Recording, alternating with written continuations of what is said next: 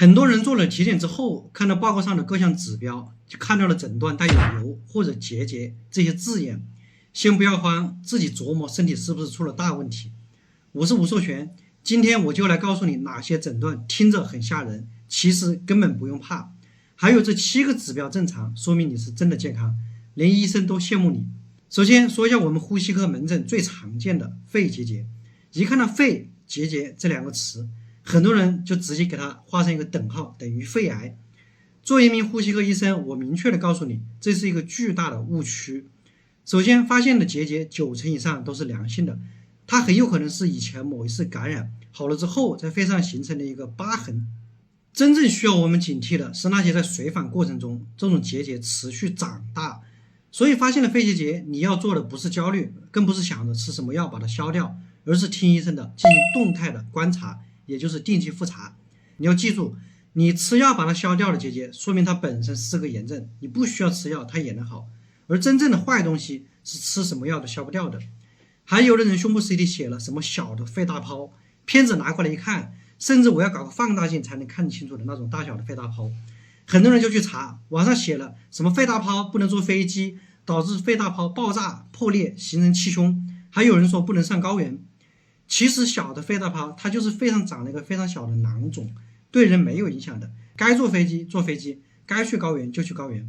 当然如果是巨大肺大泡破裂过发生过气胸，那么就要警惕了。说完肺，再来讲一下心电图上最常见的窦性心律，听着也挺严重，其实它就等于正常心率。体检报告上如果说没有写这4个字，你才应该紧张起来。然后再说一说，很多人体检的时候会查甲状腺，结果发现10个人里面可能有3-4个都有甲状腺结节，这个很普遍。但其实95%以上的都是良性的好人。只要超声报告上没有特意写什么边界不清、什么微钙化、纵横比大于1之类的危险字眼，基本可以放宽心。听医生的，建议定期复查随访就可以了。最后再讲一个男性的前列腺钙化，听着挺吓人，其实绝大多数是以前得过前列腺炎，好了之后留下的一个小疤痕，跟你的皮肤划伤形成了一个疤痕一个道理。只要你的排尿正常，查血 PSA 指标没有问题，就完全不用管它。你要记住，所有号称可以按摩啊、理疗、特殊偏方治疗钙化的，那纯粹是在收你的智商税，不要相信。下面讲一下哪些正常的指标说明你很健康。第一，先说说大家比较关心的血糖。如果你的空腹血糖不超过 6.1， 随机血糖不超过 11.1， 说明你的血糖控制得很好，这可是你的身体健康的重要基础。第二，血压，这就是我们日常经常留意的。如果你的高压在90-140，低压在60到90之间，说明你的血压是正常的，身体的这个压力调节器工作状态还可以。第三个，再说说血脂。血脂跟心梗、脑梗的风险密切相关。总多胆固醇不超过 5.2， 甘油三酯不超过 1.7， 低密度脂蛋白不超过 3.4， 这些就说明正常，意味着你的血脂还可以，大大降低心脑血管出问题的风险。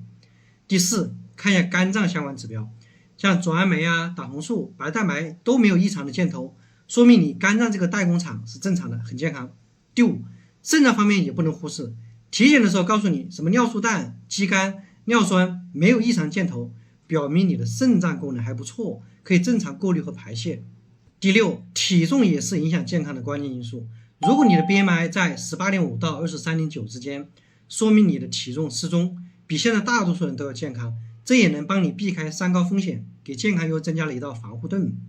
最后说说骨密度，特别是50岁以后，骨骼健康很重要。骨密度 T 值不低于-1.0， 这说明你没有骨质疏松，骨骼强健。骨密度 T 值低于-2.5， 说明你存在骨质疏松，容易引起骨折。所以简单来说，你拿到体检报告不要慌，很多写起来听起来很吓人，在我们专业医生眼里可能就是正常的良性情况。同时你自己可以关注这7个指标有没有问题。今天讲的都是普通常见情况，你拿到你的体检报告之后，具体问题一定要具体分析，最靠谱的是把这个挂一个号给医生看一下，综合来解读。